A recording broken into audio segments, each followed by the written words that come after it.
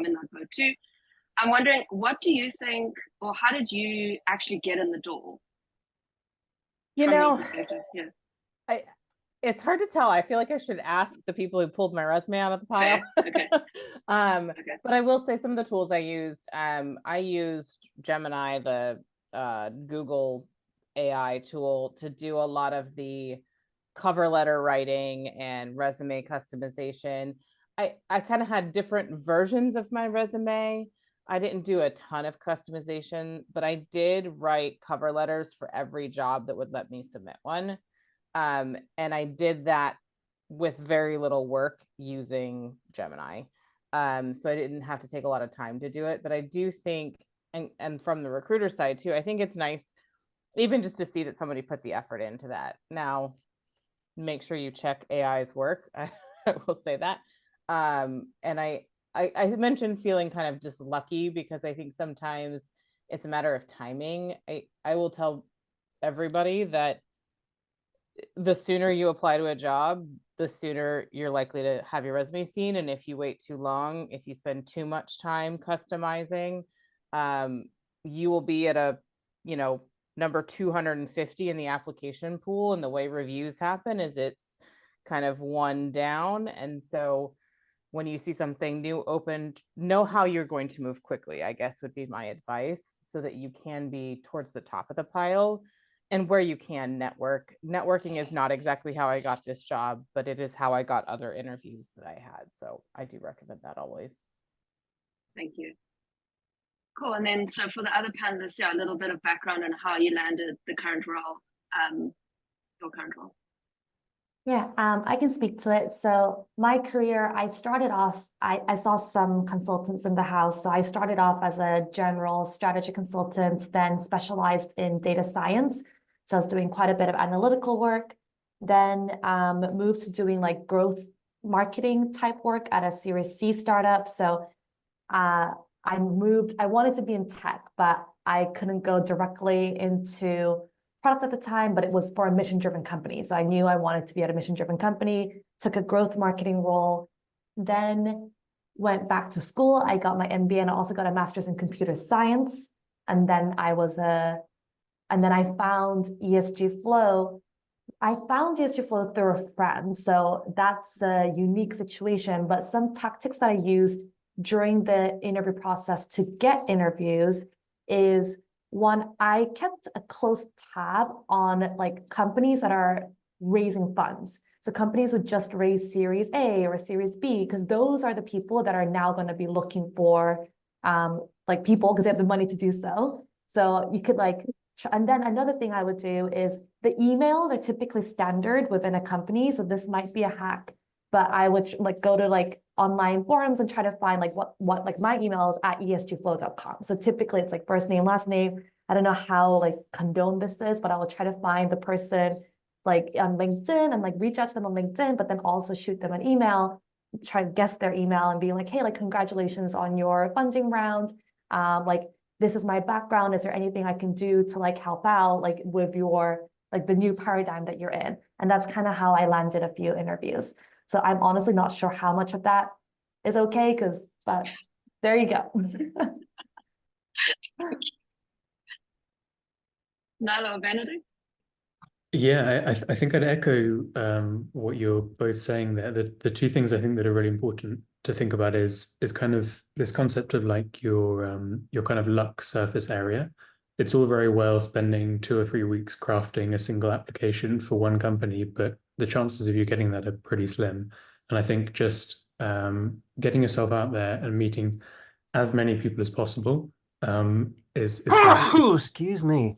Sorry, honey. Thanks, Stuart. Just you need to be getting yourself out there, and then the other thing is exactly what you're saying, Amy. I think if you're applying to a job where there's an open job role, you're kind of already unnecessarily competing against a large number of people. So I've been working as a product manager for, I don't know, 7 or 8 years or something.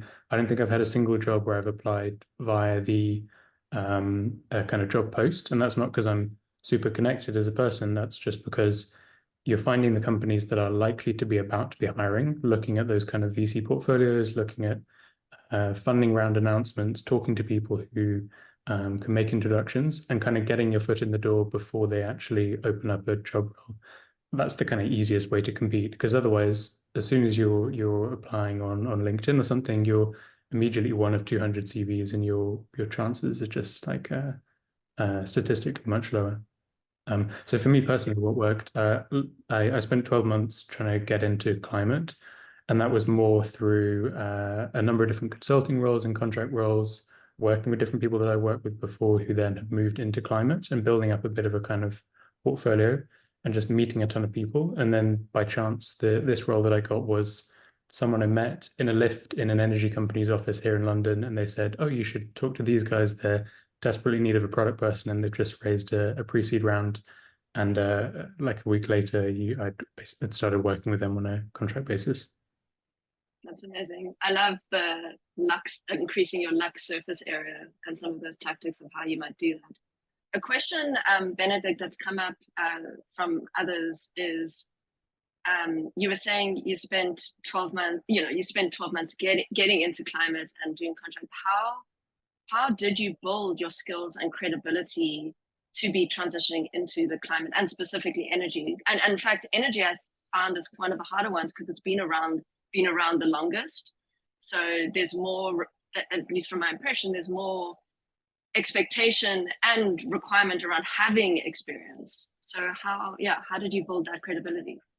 Yeah, I think you can kind of separate the two things out. There's kind of your climate credentials, like demonstrating that it's not something that you're just sort of, you have a light preference for working climate. So you can kind of get all the roles that I did when I was contracting with for different companies. I think actually one of them was through the work on climate. I just put out a kind of looking for some day rate contracting and someone picked it up.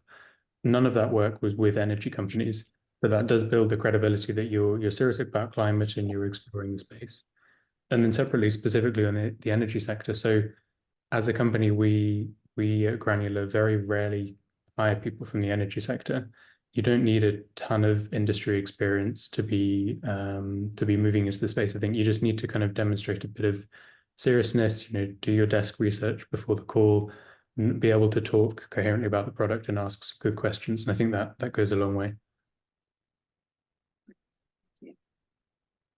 And Nahla, tell us a little bit about how you landed at Haven. Sure. I also want to second what Anne-Marie mentioned in terms of sort of lifting the spirits. I came to my current job right from my previous company, but I've been laid off twice before. I've also spent months looking for a job. Hopefully some of the tips that we mentioned will be useful. I'm a big fan of persistence as a summary, but let me tell my story to clarify. So I was definitely conscious about getting into climate tech. After I did my master's in machine learning, which was 8 years prior, I had looked into climate tech at the time, but it was a lot less mature than it is right now. And then it so happens I was in my previous company, which is Yelp, and one of my favorite colleagues actually was leaving Yelp, and he mentioned that he was going to a climate tech company and that he had found it on Climate-Base. And that sort of coincided around the time when I was starting to think about the next step in my career. So he was sort of like as a connection networking that introduced me to Climate-Base, and that's how I found Haven Energy. And I think as a couple of people mentioned, I did apply, even though they were in the US.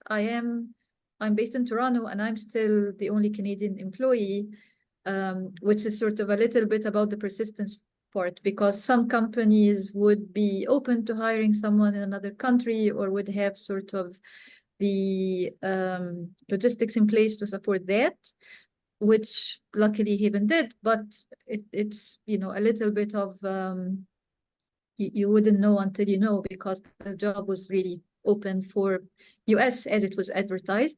But I was really interested, and I guess another tip is that even though I didn't have any climate tech experience at the time, there were a lot of transferable skills which I highlighted in my application, and also the messages that I sent to now my current manager, which is the complexity. I think this is a huge thing. So I have a lot of complex tech experience from my work on data products and machine learning. So that was a highlight. And the other thing is Haven is a DTC company. So my experience in Yelp home services specifically and Yelp as a marketplace was one of the reasons why they chose me, essentially. Yeah, that makes a lot of sense. And I love transferable skills is a great segue into the next question, which is, and maybe Amy, you want to go there? Or did you want to just follow up with that before I ask the next question? I did. Something also, Benedict, your like contractor work reminded me. So being as part of a seed stage company, we end up having like spurts of time during the year where we just need help. And we've used Upwork for that. We've also just like hired part-time resources. So, and some of those part-time resources we've converted into full-time. So I do think that a lot of startups might not be in a financial position to be like, hey, like come on full-time, we have a full-time role for you. But I think it is really helpful to look even at contractor positions because it can get your foot in the door, you can build the experience, and then if it's a good fit, then there's a high likelihood of converting to full-time there too. Great, thanks, Amy. So on the topic of transferable skills, and a question that's come up from a lot of folks, and I think all of you from your different perspectives could speak to this, is what have you found are some of the most important skills or valuable skills in the climate space? Is that different to a product role anywhere else? And again, identifying those transferable skills, Nahla, you mentioned it, how might candidates demonstrate that to you in their applications?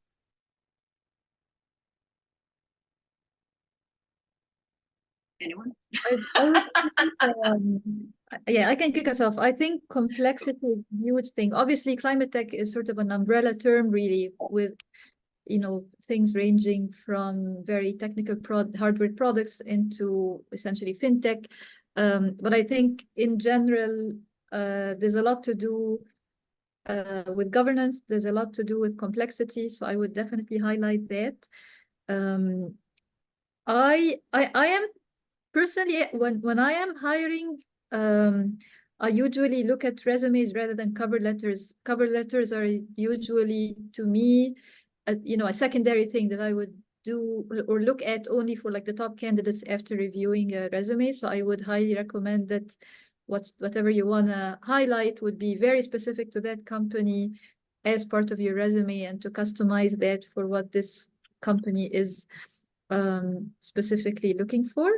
And then I think the second thing, other than complexity, by virtue of climate tech being such a new space, for across the board, for most of the roles that we're hiring, not just product, it's very hard to find someone who has done this job before.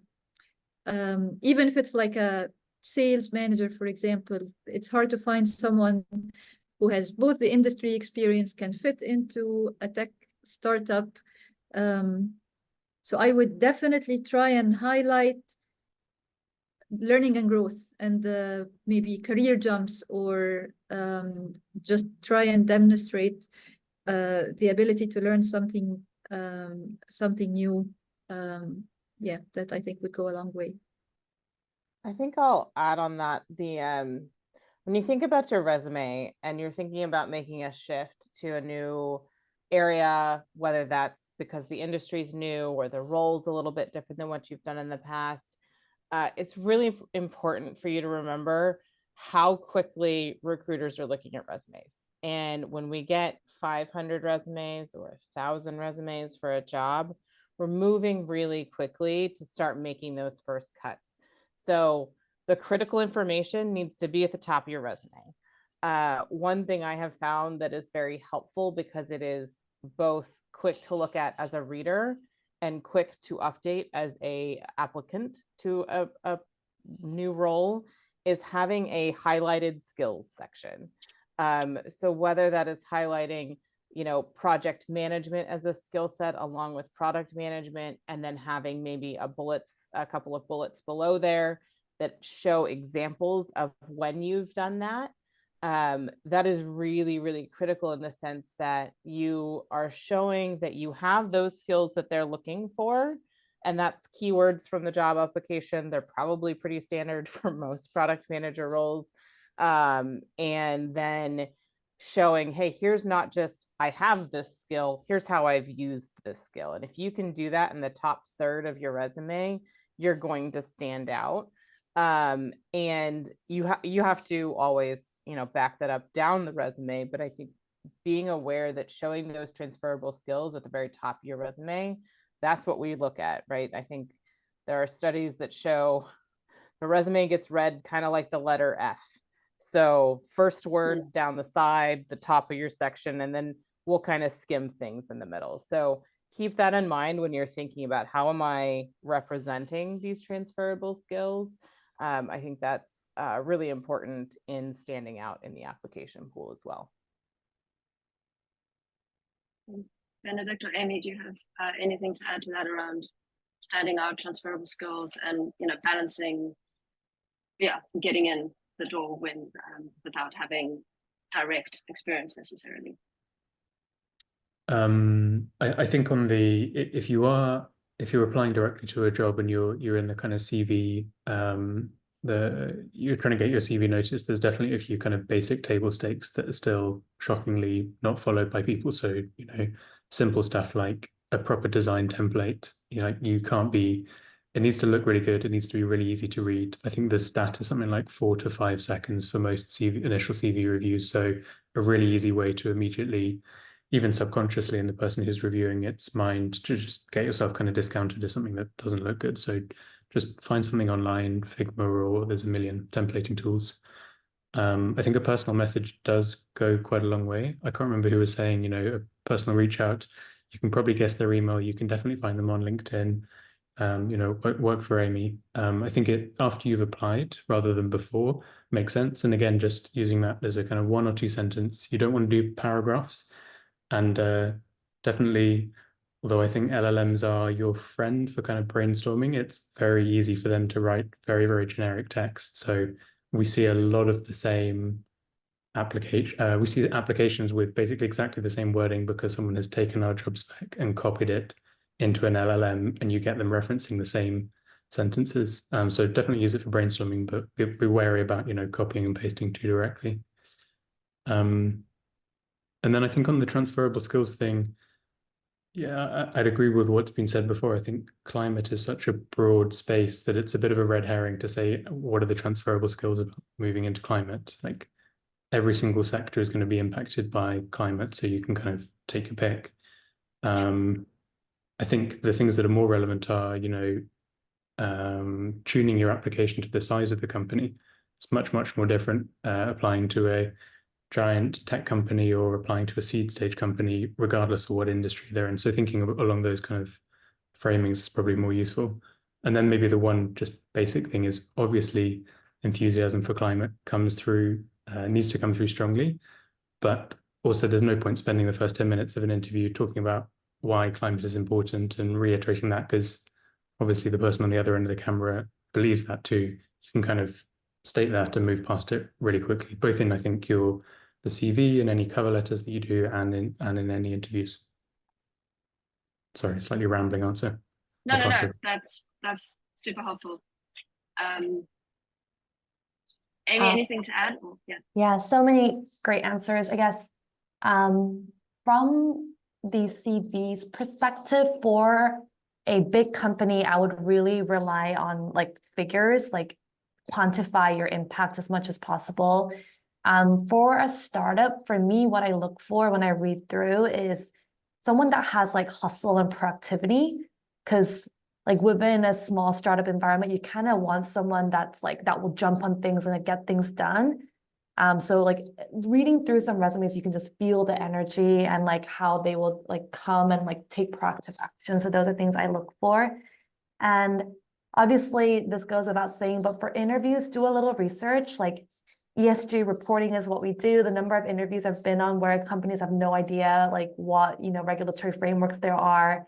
And I know that like you can learn all that, but just do a little bit so that you can go into the meeting with enough nuggets of knowledge that you can have an engaging conversation with the interviewer. Like I feel like the best interviews I've had are interviews where it's not like me just like directly asking a question, but where I feel like I'm actually able to have a conversation with the person about the things we're passionate about, which is climate, as well as like whatever that be design or product or engineering, like the field that they're in.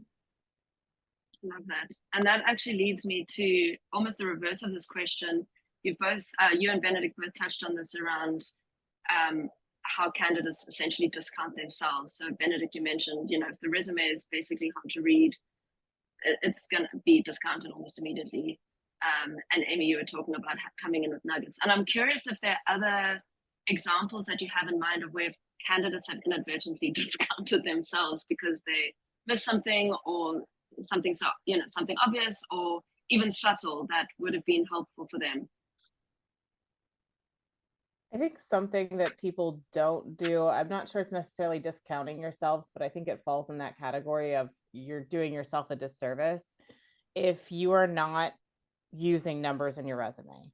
If you're not talking about how many how many users your product had, if you're not talking about how long it took you to go from 0 to 1 or 0 to beta, if you haven't included percentage increases, like if you're not showing the impact of your work, I think that goes to the passion, right? I think when I see a resume that brags, and I know it's very hard to brag very often, but this is the one place where you've got to show yourself off.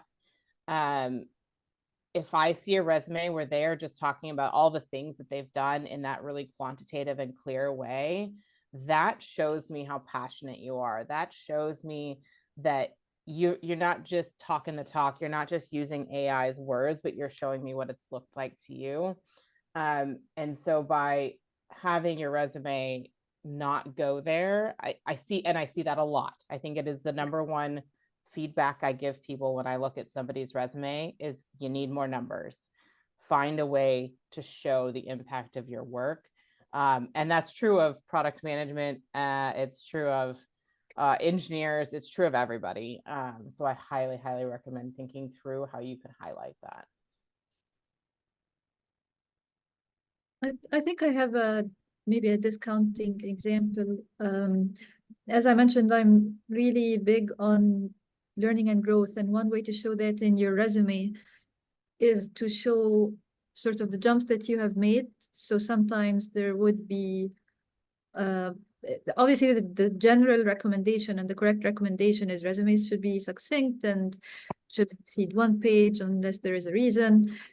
But then if that's the case, then you would typically sort of drop the things that are quote unquote irrelevant for the job. But then actually sort of, and why the balance is hard to get right, actually showing that you have made jumps from very different things into where you are now sort of builds the picture. And I think that this is part of what I would stress of perseverance and really customizing the job. Because if you have, for example, done 6 jumps, you will want to be selective and choose like 2 out of those 6, put those and then focus on your current role.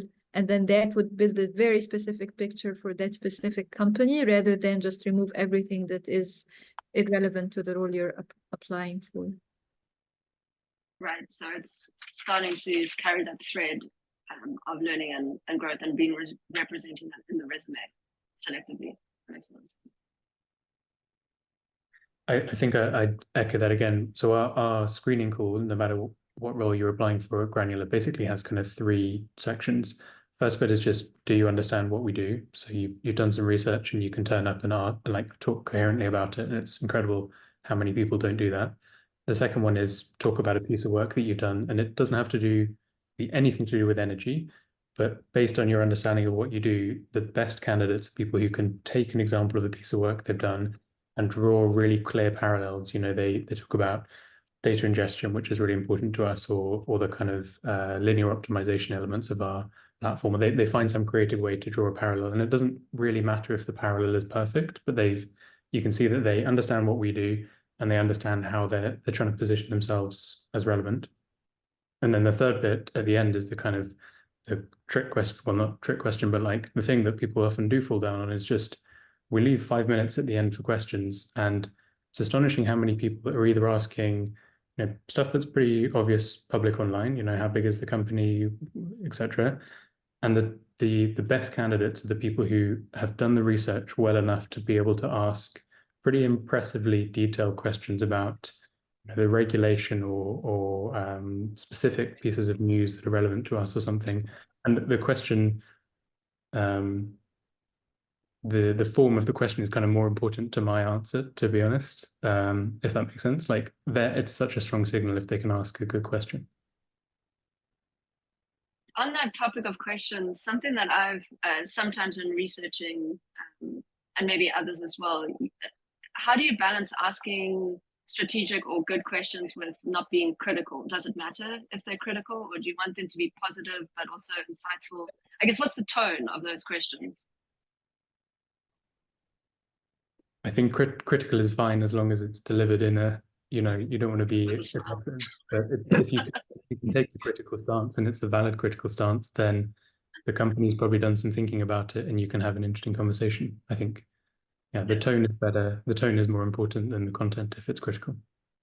Yeah, I don't think I've ever been offended by like a question that kind of maybe is curious about the industry, or like, I think it's healthy to have a certain level of skepticism, especially for startups, right? Like, how is the market looking? Like what's actually differentiating your product from this other product? I think the questions that I get thrown off by more are like questions that just come out of like the blue, where it's like, oh, like the question they ask is like, oh, what are the next steps? Well, like, like those offend me more than questions that are based on actually a healthy amount of research. Yeah, if what's the next steps is the only questions you have, that's just as bad as not having any questions at all. Some questions I keep in my back pocket are things about the culture that you can't learn from a website, that you can't learn online. Tell me about how you have fun at work as a team. Tell me about how you interact in a remote work culture or in your office environment. And I actually recommend people ask those questions to multiple interviewers because it gives you the different perspectives around. And I think that's just as important, to Benedict's point and Amy's point about asking interesting questions about the business and your role and how you're going to succeed in the role. I will never shoot down a candidate who goes, well, what does success look like in this role? And maybe with the context added of, I see the market going in this direction. How do you see this role being successful in pushing our product down that path, or some additional context to that matter that shows both interest and research? Highly recommend those types of questions as well. I want to second Emery here, and I think it's sort of such a classic mistake not to ask questions. Very important to try and understand the culture, even if it's not from the perspective of do I accept an offer if they give me one or not, but even just to set yourself up for success. And sort of related, I also ask, related to what Emery said of asking different people about the culture and success, I ask different people what the company priorities are. And if everyone is saying something different, then that's an indication. Not necessarily sort of, I'll never work with these people, but it is, something to keep an eye out on.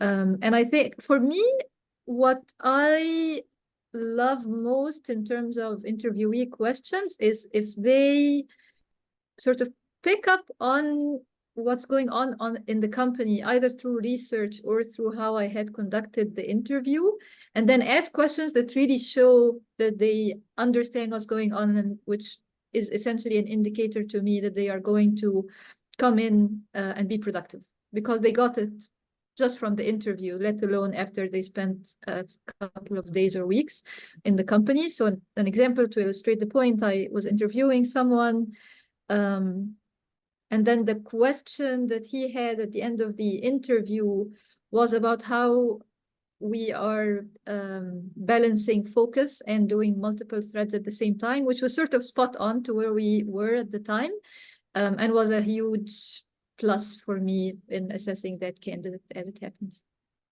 Interesting. Okay, no, that's really helpful. That's really interesting how important questions actually are. Okay, so switching gears slightly and focusing more broadly on climate and questions that people have about being in climate. So one question I've got for you is, what are some challenges that you've encountered that are actually unique to climate? And of course, you're each looking at climate in a different lens, but in your chosen sectors, have there been some unique challenges that you hadn't encountered before that is reflective of where we are with the climate crisis?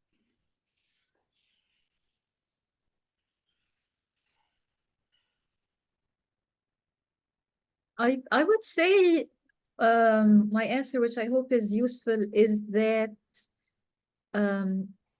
I don't think that climate tech is sort of that unique. Hopefully that's a good indicator and makes, you know, job search a little bit easier.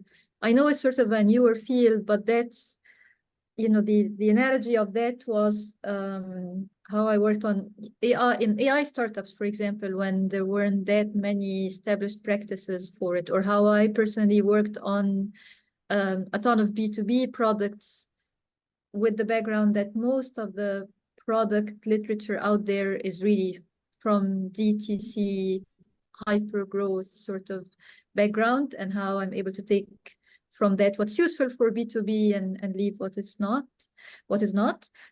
So I would say, which is hopefully helpful in summary, just focus, I think, on transferable skills. It's more approachable than you think it is. Thank you.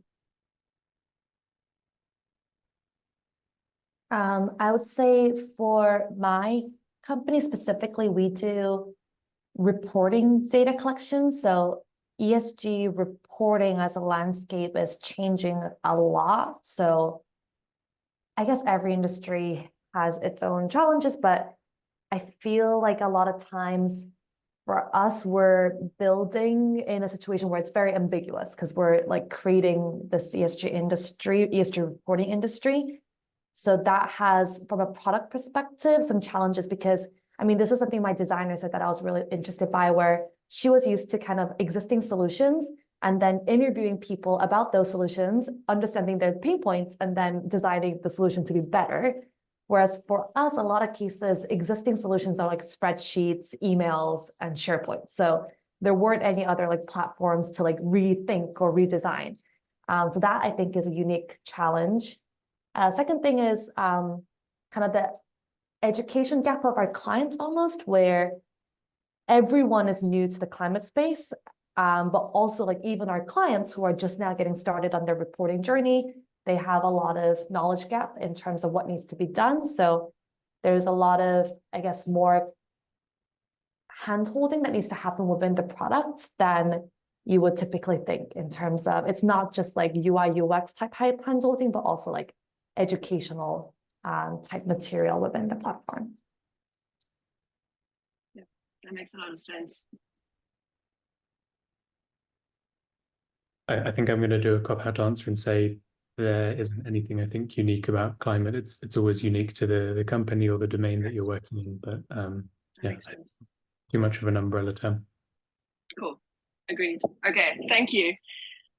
Awesome. So that wraps up our panel section of the event, and we are going to create breakout rooms with each of our panelists, and you as attendees are welcome to join the room that you like, or switch around as you prefer. And we have just about 15 minutes to chat with our panelists and ask any specific questions you have for them.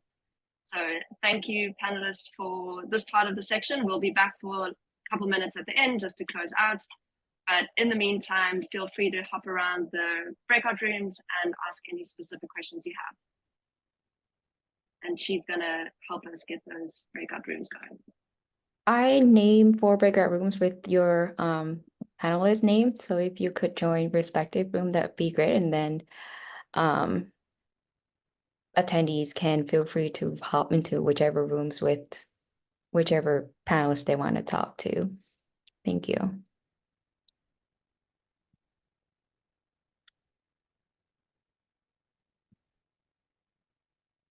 So are we gonna get a prompt?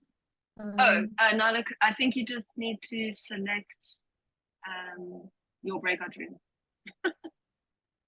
There's an icon here. Okay, all right. Or if any of the attendees want to stay here, talk to each other, we're open to that too, whichever you want. Thanks, Chi. We're first.